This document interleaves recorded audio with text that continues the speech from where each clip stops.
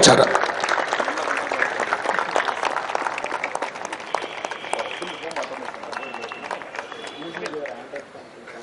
ಈಗ ಈ ಕಾರ್ಯಕ್ರಮದ ಮುಖ್ಯ ಭಾಷಣಗಾರರು ಖ್ಯಾತ ವಾಗ್ಮಿಗಳಾದ ಚಕ್ರವರ್ತಿ ಸುಲಿಬೇರವರು ನಮ್ಮನ್ನು ಉದ್ದೇಶಿಸಿ ಮಾತಾಡಬೇಕು ಅಂತ ಕೇಳ್ಕೊತೀನಿ.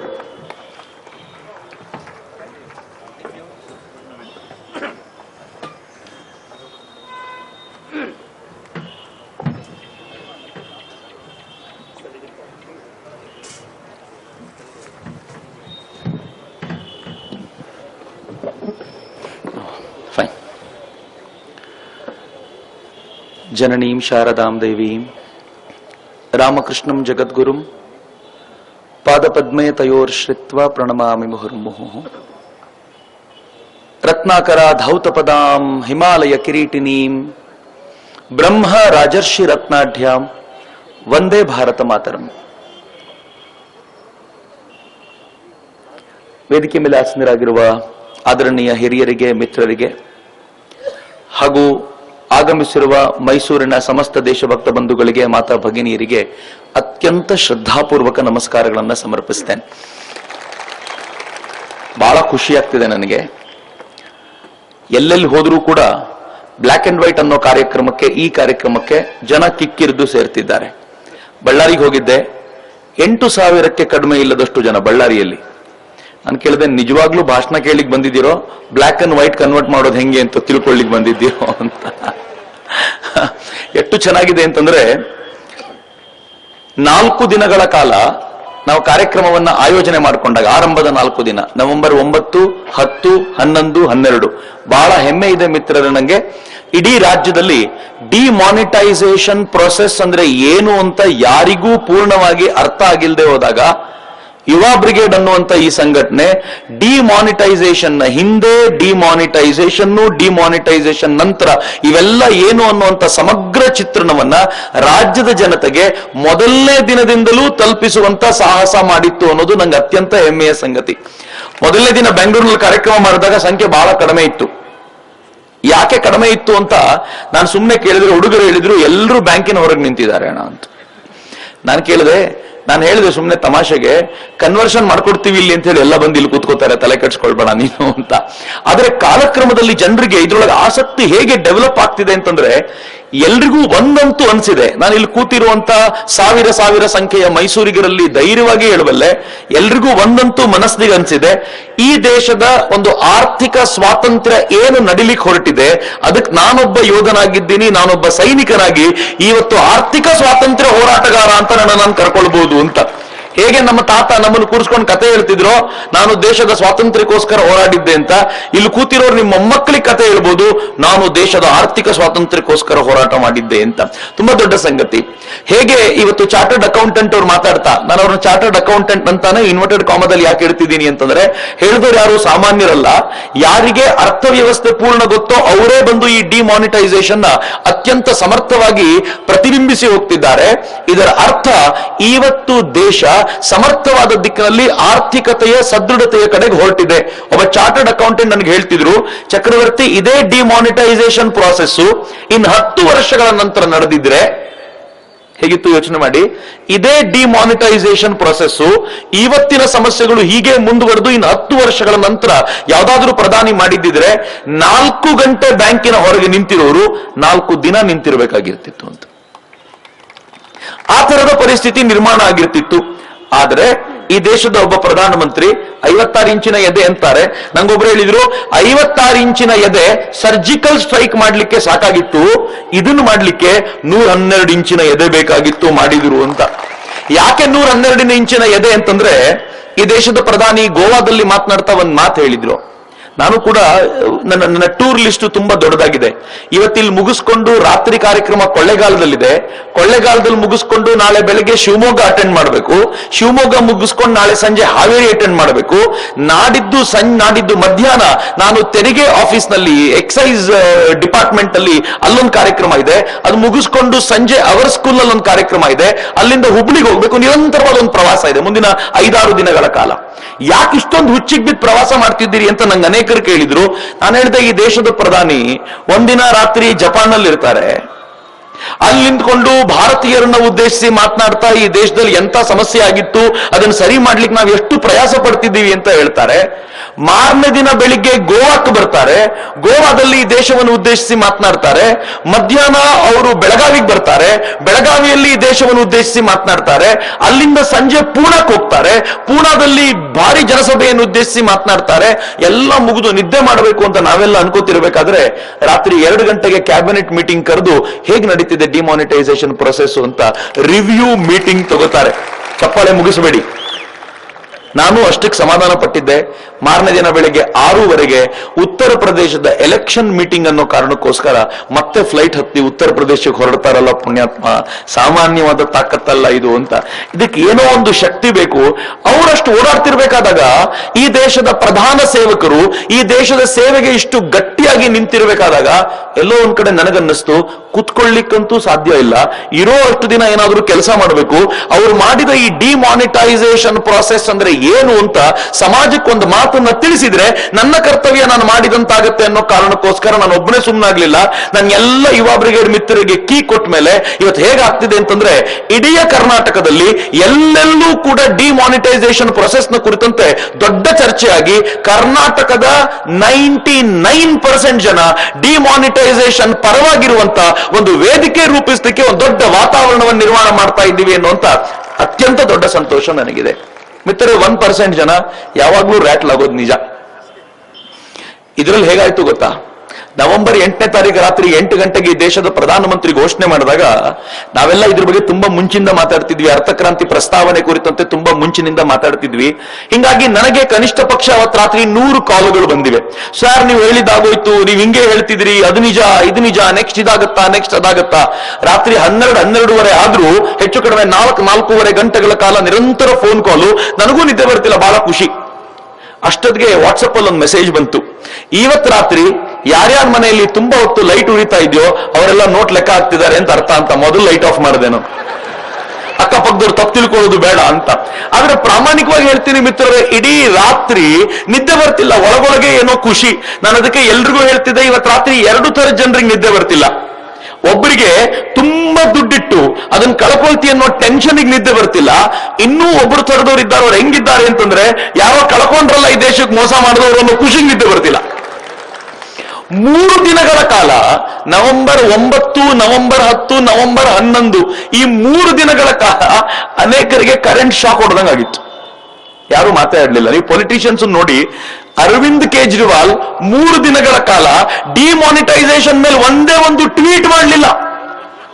ಯಾರೋ ಹೇಳಿದ್ರು ಪಂಜಾಬ್ ಎಲೆಕ್ಷನ್ ಇಟ್ಕೊಂಡ 700 ಕೋಟಿ ರೂಪಾಯಿ ಹೋಯ್ತಲ್ಲ ಸರ್, ಟೆನ್ಷನ್ ಬಿದ್ದಿದ್ದಾರೆ ಪಾಪ ಅಂತ.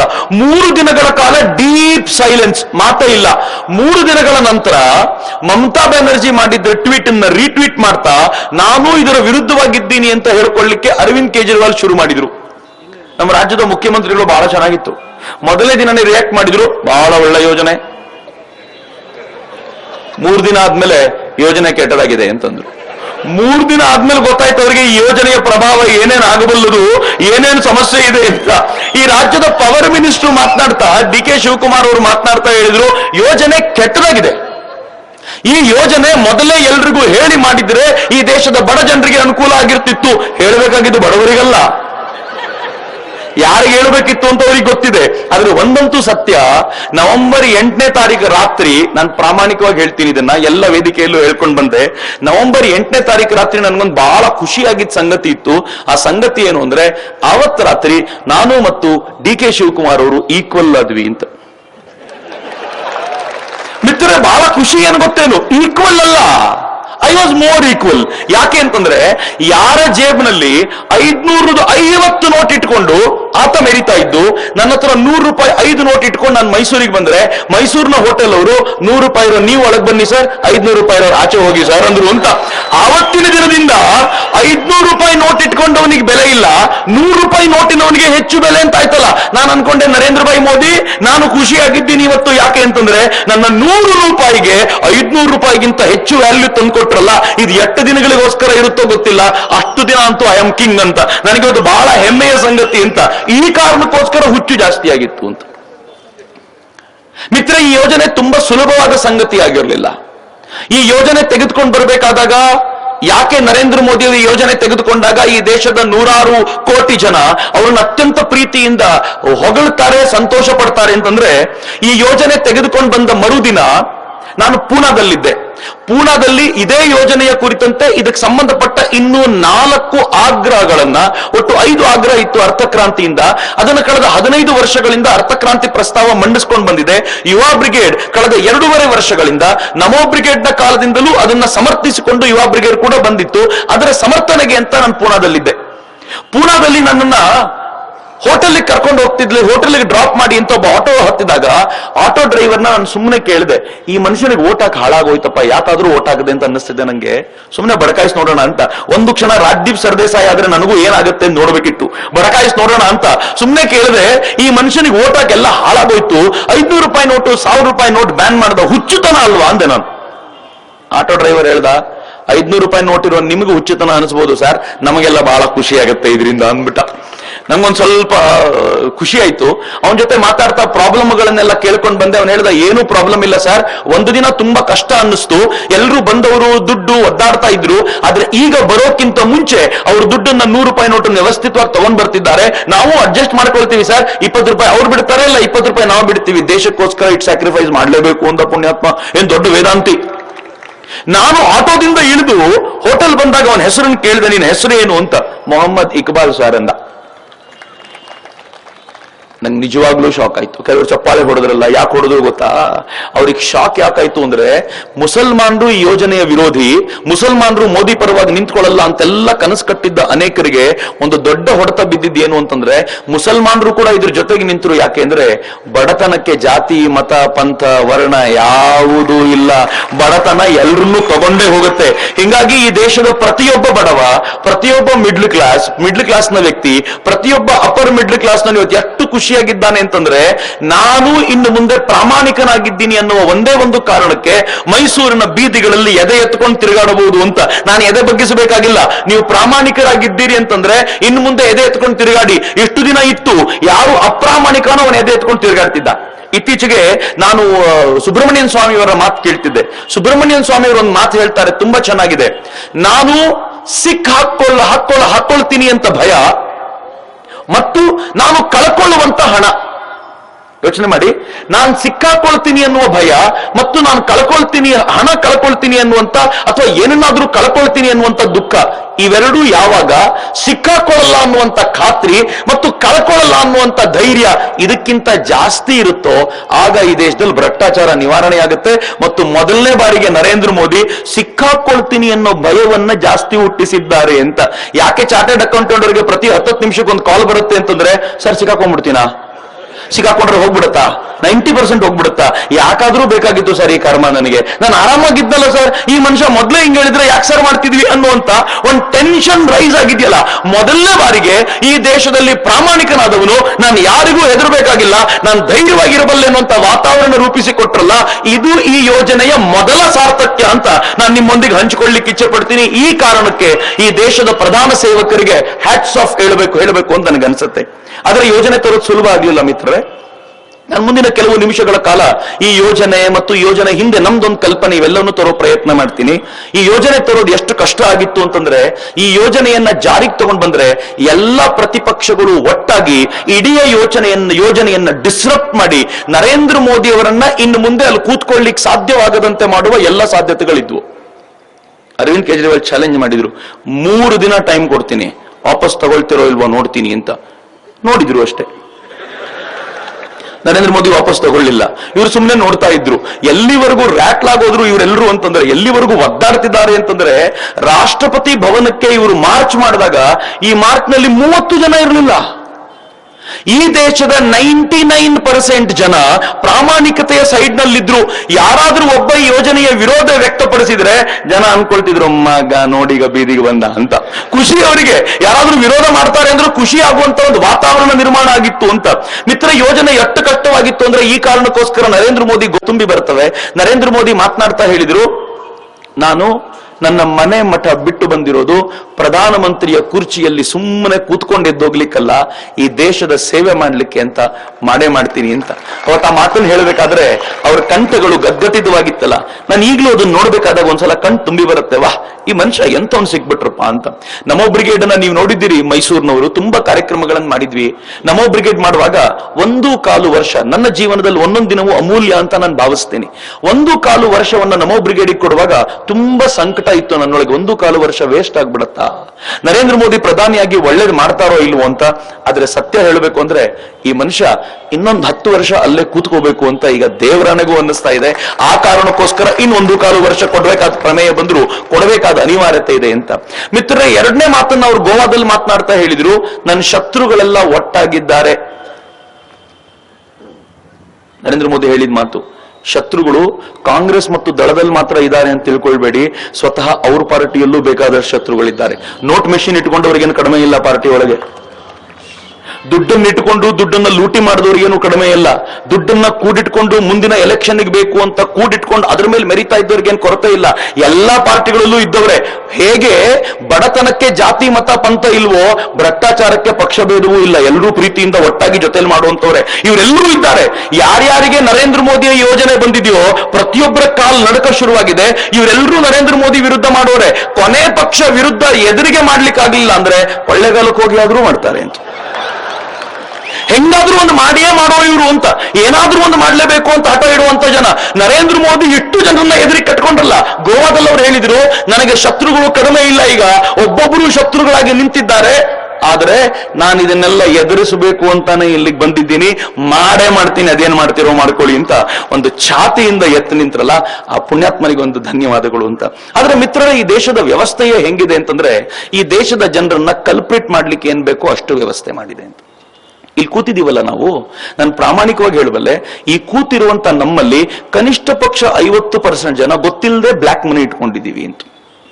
ಸುಮ್ಮನೆ ನೀವು ಒಂದು ಜಮೀನ್ ಮಾರಾಟ ಮಾಡಿದಿರಿ ಅಂತ ತಿಳ್ಕೊಳ್ಳಿ, ನೀವು ಬ್ಲಾಕ್ ಮನಿ ಜನರೇಟ್ ಮಾಡಿದಿರಿ ಅಂತಾನೆ ಅರ್ಥ. ಯಾಕೆಂದ್ರೆ ನೀವು ಸರ್ಕಾರಕ್ಕೆ ತೋರಿಸೋ ಲೆಕ್ಕ ಬೇರೆ, ನೀವು ಒರಿಜಿನಲ್ ಆಗಿ ಇಟ್ಕೊಂಡು ಮಾರಿರುವಂತ ಲೆಕ್ಕ ಬೇರೆ. ಒರಿಜಿನಲ್ ಆಗಿ ಮಾರಿ ಸರ್ಕಾರಕ್ಕೆ ತೋರಿಸಿರೋ ಲೆಕ್ಕ, ಕಟ್ಟಿರೋ ಟ್ಯಾಕ್ಸ್ ಇಂದ ಉಳಿದಿದ್ದೇನಿದೆಯಲ್ಲ ಅದು 100% ಬೇನಾಮಿಯೇ, ಅದು 100% ಕಾಲಾದನ್ನೇ, ಅದು 100% ಕಪ್ಪು ಹಣವೇ. ಯಾಕೆ ನಾವು ಉಳಿಸ್ಕೊಂಡ್ವಿ ಅಂತಂದ್ರೆ ಸರ್ಕಾರಕ್ಕೆ ಮೋಸ ಮಾಡಬೇಕು ಅಂತಲ್ಲ.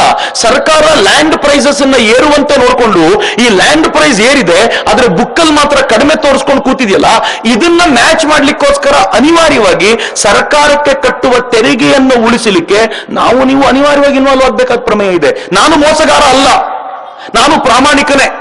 ಈ ದೇಶದ, ನಾನು ಈ ಮಾತನ್ನು ಹೇಳಬೇಕಾದ್ರೆ ಹೋಶೋ ಹವಾಸಲ್ಲಿ ಹೇಳ್ತಿದ್ದೀನಿ, ಇದನ್ನು ಪ್ರಜ್ಞಾಪೂರ್ವಕವಾಗಿ ಹೇಳ್ತಿದ್ದೀನಿ. ಈ ದೇಶದ 99% ಜನ ದೇಶಭಕ್ತರು ಮತ್ತು ದೇಶಕ್ಕಾಗಿ ಬದುಕುವಂತವರು. 1% ಜನ ನಾನು ಮಾರ್ಜಿನ್ ಬಿಟ್ಕೊಡ್ತೀನಿ, ಇರಲಿ ಅವ್ರ ಪಾಡಿಗೆ ಅವರು ಅಂತ.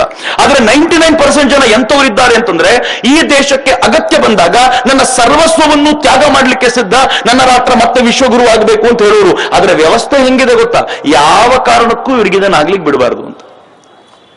ಒಂದು ಸಿಂಪಲ್ ಆದ ಅನಾಲಜಿ, ನಂಗೆ ಗೊತ್ತಿಲ್ಲ ನಿಮಗೆ ಅಲ್ಲಿ ಕಾಣ್ತಾ ಇದೆ, ಎಲ್ರಿಗೂ ಕಾಣ್ಬೋದಾ? ಸುಮ್ಮನೆ ಒಂದು 5 ನಿಮಿಷದಲ್ಲಿ ಹೇಳ್ತೀನಿ. ಈ ದೇಶ ಇದೆಯಲ್ಲ, ಇದೊಂಥರ ಈ ಬಿಲ್ಡಿಂಗ್ ಇದ್ದಂತಿದೆ. ಇದು ನ್ಯಾಷನಲ್ ಎಕಾನಮಿ ಕೆಳಗಡೆ ಇದೆ ಇದರದ್ದು. ಈ ನ್ಯಾಷನಲ್ ಎಕಾನಮಿ ಭಾರತದ ಸಂಪತ್ತು. ಈ ಸಂಪತ್ತಿನಿಂದ ನೀರನ್ನ ತೆಗೆದು, ಈ ಸಂಪತ್ತು ನೀರು ಟ್ಯಾಂಕ್ ಹೊತ್ತಿಟ್ಕೊಂಡ್ರೆ, ಈ ಟ್ಯಾಂಕಿನಿಂದ ನೀರನ್ನ ಲಿಫ್ಟ್ ಮಾಡಿ ಈ ಬಜೆಟ್ ಅನ್ನುವಂತ ಈ ಟ್ಯಾಂಕಿಗೆ ಹಾಕ್ಬೇಕು. ಈ ದೇಶದ ಬೊಕ್ಕಸ. ಇಲ್ಲಿ ಎಷ್ಟು ಎಕಾನಮಿ ತುಂಬಿದೆ ನಮ್ದು ಅಂತಂದ್ರೆ, ಈ ದೇಶದ ನ್ಯಾಷನಲ್ ಎಕಾನಮಿ ಅದೆಷ್ಟು ಶ್ರೀಮಂತವಾಗಿದೆ ಅಂದ್ರೆ ಮಿತ್ರರೇ, ನಿಮ್ಗೆ ಆಶ್ಚರ್ಯ ಆಗುತ್ತೆ. 2G ಸ್ಕ್ಯಾಮ್ ನಲ್ಲಿ ಈ ದೇಶ ಎಷ್ಟು ಲೂಟಿ ಮಾಡಿತ್ತು, ಕೋಲ್ ಬ್ಲಾಕ್ ನ ಹಗರಣದಲ್ಲಿ ಎಷ್ಟು ಲೂಟಿ ಮಾಡಿತ್ತು. ಆದ್ರೆ ಹೊಸ ಸರ್ಕಾರ ಬಂದು ಸುಪ್ರೀಂ ಕೋರ್ಟ್ ನ ಗೈಡ್ ಲೈನ್ ಅನ್ನು ತೆಗೆದುಕೊಂಡು ಈ ಹೊಸ ಸರ್ಕಾರ ಆಕ್ಷನ್ ಮಾಡ್ತಲ್ಲ, 2G ಸ್ಪೆಕ್ಟ್ರಮ್ ನ ಮಾರಾಟ ಮಾಡಿ ಕೋಲ್ ಬ್ಲಾಕ್ ಅನ್ನ ಮಾರಾಟ ಮಾಡಿದ್ರಿಂದ 3 ಲಕ್ಷ ಕೋಟಿ ರೂಪಾಯಿ ಆದಾಯ ಸರ್ಕಾರಕ್ಕೆ ಬಂತು. 3 ಲಕ್ಷ ಕೋಟಿ ರೂಪಾಯಿ. ಇವಿಷ್ಟು ಕೂಡ ಇಲ್ಲಿ ಈ ಎಕಾನಮಿಯಲ್ಲಿ, ನ್ಯಾಷನಲ್ ಎಕಾನಮಿಯಲ್ಲಿ ಇರುವಂತದ್ದು. ಈ ಎಕಾನಮಿಯಿಂದ ನೀವು ಮೇಲಕ್ಕೆ ಪಂಪ್ ಮಾಡಿ ಫಿಸ್ಕಲ್ ಡೆಫಿಸಿಟ್ ತುಂಬಿಸಬೇಕು. ಇದನ್ನ ರಾಷ್ಟ್ರದ ಬೊಕ್ಕಸ ಅಂತ ಇಟ್ಕೊಳ್ಳಿ. ಈ ಬೊಕ್ಕಸದ ಪ್ರಾಬ್ಲಮ್ ಏನ್ ಗೊತ್ತೇನು, ನೀವು ಯಾವಾಗ ಹೋದ್ರೂ ಈ ಬೊಕ್ಕಸದ ನೀರು ಪೂರ್ತಿ ತುಂಬೋದೇ ಇಲ್ಲ ಈ ಟ್ಯಾಂಕ್ ಅಲ್ಲಿ. ಇಲ್ಲಿ ಎಷ್ಟೇ ತುಂಬಿದ್ರು ಕೂಡ ಈ ಟ್ಯಾಂಕ್ ತುಂಬಲ್ಲ. ಯಾಕೆ ಅಂದ್ರೆ ಇಲ್ಲಿಗೆ ಬರುವಂತ ಈ ಪೈಪ್ ಇದೆಯಲ್ಲ, ಈ ಪೈಪ್ ಪೂರ್ತಿ ಮುರಿದೋಗ್ಬಿಟ್ಟಿದೆ, ಚೂರ್ ಚೂರಾಗೋಗಿದೆ.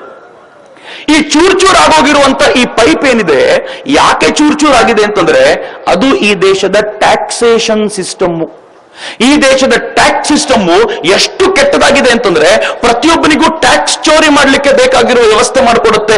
ಈ ದೇಶದ ಬ್ಲಾಕ್ ಮನಿ ಹೋಲ್ಡರ್ಸ್ ಹೇಗೆ ಕೂತಿದ್ದಾರೆ ಅಂತಂದ್ರೆ ಅದು ಮೇಲಕ್ಕೆ ಬರೋ ಮುಂಚೆ ತಾವು ಕದಿಯೋದು ಹೇಗೆ ಅಂತ ನೋಡ್ತಾರೆ. ನಿಮ್ಗೆ ಗೊತ್ತಿರ್ಲಿ ಮಿತ್ರರೇ, 2G ಸ್ಪೆಕ್ಟ್ರಮ್ ನಲ್ಲಿ ಒಂದು ಸ್ಕ್ಯಾಮ್ ಆಯ್ತು.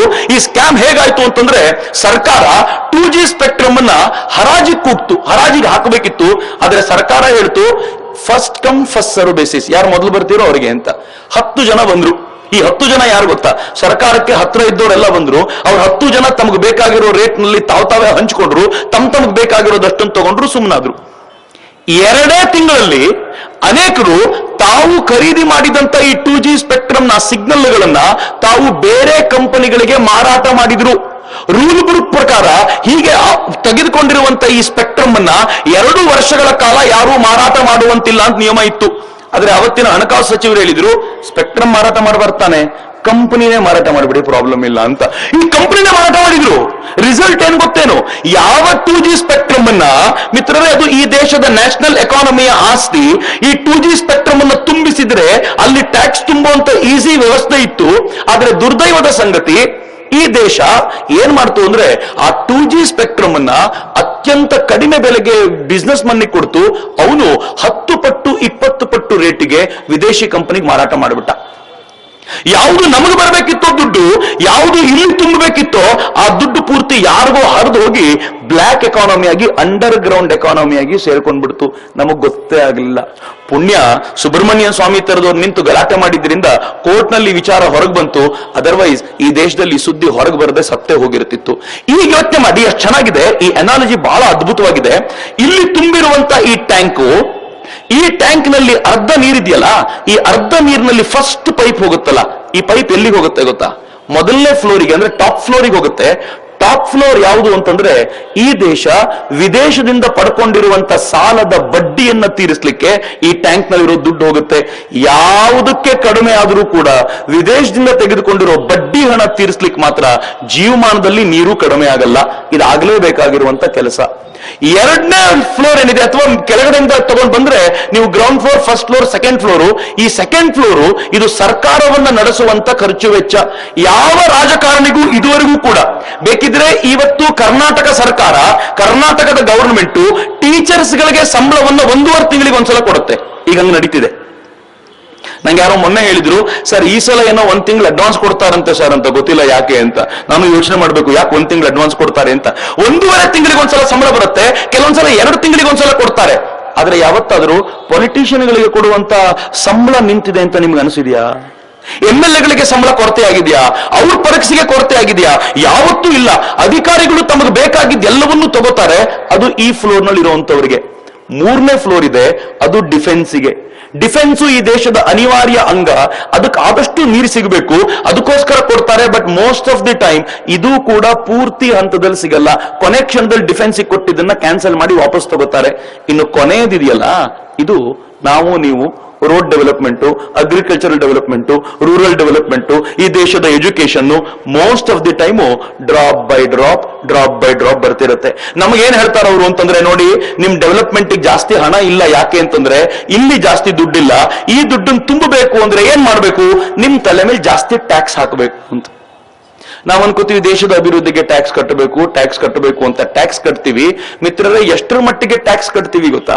ಈ ದೇಶದ ವ್ಯವಸ್ಥೆ ಎಷ್ಟು ವಿಚಿತ್ರವಾಗಿದೆ ಅಂತಂದ್ರೆ, ಯಾವಾಗ ಎಕಾನಮಿ ಫೇಲ್ ಆಗಿದೆ ಅಂತ ಅನ್ಸುತ್ತೋ ಆಗ ಈ ದೇಶ ಹೇಳುತ್ತೆ ವಿದೇಶದಿಂದ ಹಣ ತಗೊಂಡ್ಬಂದು ಈ ಟ್ಯಾಂಕ್ ಅನ್ನು ತುಂಬಿಸಿದ್ರೆ ಸರಿ ಹೋಗ್ಬೋದು ಅಂತ. ನೀವು ಎಷ್ಟೇ ಈ ಟ್ಯಾಂಕ್ ಅನ್ನು ತುಂಬಿಸಿದ್ರು ಕೂಡ ಈ ಲೀಕೇಜ್ ಸರಿ ಮಾಡುವವರೆಗೂ ಈ ಟ್ಯಾಂಕ್ ಯಾವತ್ತೂ ತುಂಬೋದೇ ಇಲ್ಲ. It's very common sense. ಈ ದೇಶ ಏನ್ ಮಾಡುತ್ತೆ? ವಿದೇಶದಿಂದ ಹಣವನ್ನು ತರುತ್ತೆ, ಅವ್ರಿಗೆ ಬೇಕಾಗಿರುವಷ್ಟನ್ನು ವ್ಯವಸ್ಥೆ ಮಾಡಿಕೊಡುತ್ತೆ. ಕೊನೆಗೆ ಈ ದೇಶದ ಜನರನ್ನ ಹಿಪ್ಪೆ ಮಾಡಬೇಕು ಅಂತ ಅವರನ್ನ ಟ್ಯಾಕ್ಸಿನ ಚಕ್ರದಲ್ಲಿ ಸಿಕ್ಕಾಕ್ಸುತ್ತೆ. ಇಲ್ಲಿ ಮೈಸೂರಿನಲ್ಲಿ ಕೂತಿರೋ ಇಷ್ಟು ಜನರನ್ನ ಸುಮ್ಮನೆ ನಾನು ಒಂದ್ಸರಿ ಪ್ರಶ್ನೆ ಮಾಡಿದ್ರೆ ಈ ದೇಶದ ಎಷ್ಟು ಜನ ಟ್ಯಾಕ್ಸ್ ಕಟ್ತಾರೆ ಅಂತ ನಾವೆಲ್ಲರೂ ಧೈರ್ಯವಾಗಿ ಹೇಳ್ತೀವಿ. ಈ ದೇಶದ 99% ಜನ ಟ್ಯಾಕ್ಸ್ ಕಟ್ಟಲ್ಲ. 1% ಜನ ಟ್ಯಾಕ್ಸ್ ಕಟ್ಟೋದ್ರಿಂದ ದೇಶ ಉಳಿದಿದೆ. ಎಲ್ಲರ ಹತ್ರ ಟ್ಯಾಕ್ಸ್ ತೆಕ್ಕೋಬೇಕು ಅಂತ ನಾವು ಧೈರ್ಯವಾಗಿ ಮಾತನಾಡ್ತೀವಿ. ಆದ್ರೆ ಗೊತ್ತಿರಲಿ ಮಿತ್ರರೇ, ಈ ದೇಶದ 99% ಜನ ಏನು 100% ಜನ ಟ್ಯಾಕ್ಸ್ ಕಟ್ತಾರೆ. ಎಲ್ಲರೂ ಟ್ಯಾಕ್ಸ್ ಅನ್ನ ಕಟ್ಟದೆ ಹೋದ್ರೆ ಈ ದೇಶ ಇಲ್ವೇ ಇಲ್ಲ, ಅಷ್ಟು ಟ್ಯಾಕ್ಸ್ ಕಟ್ತಾರೆ. ಯಾಕೆ ಅಂತಂದ್ರೆ ಈ ದೇಶದಲ್ಲಿ ಡೈರೆಕ್ಟ್ ಟ್ಯಾಕ್ಸ್ ಏನಿದೆಯೋ ಅದಕ್ಕಿಂತ 10 ಪಟ್ಟು ಹೆಚ್ಚು ಹಣ ಇಂಡೈರೆಕ್ಟ್ ಟ್ಯಾಕ್ಸ್ ನ ಮೂಲಕ ಕಲೆಕ್ಟ್ ಮಾಡ್ತಾರೆ. ಡೈರೆಕ್ಟ್ ಟ್ಯಾಕ್ಸ್ ಅನ್ನ ಪ್ರೋಗ್ರೆಸಿವ್ ಟ್ಯಾಕ್ಸ್ ಅಂತ ಕರೀತಾರೆ, ಇಂಡೈರೆಕ್ಟ್ ಟ್ಯಾಕ್ಸ್ ಅನ್ನ ರಿಗ್ರೆಸಿವ್ ಟ್ಯಾಕ್ಸ್ ಅಂತ ಕರೀತಾರೆ. ಅದರ ದುರ್ದೈವ ಈ ದೇಶದಲ್ಲಿ ರಿಗ್ರೆಸಿವ್ ಟ್ಯಾಕ್ಸೇ ಜಾಸ್ತಿ.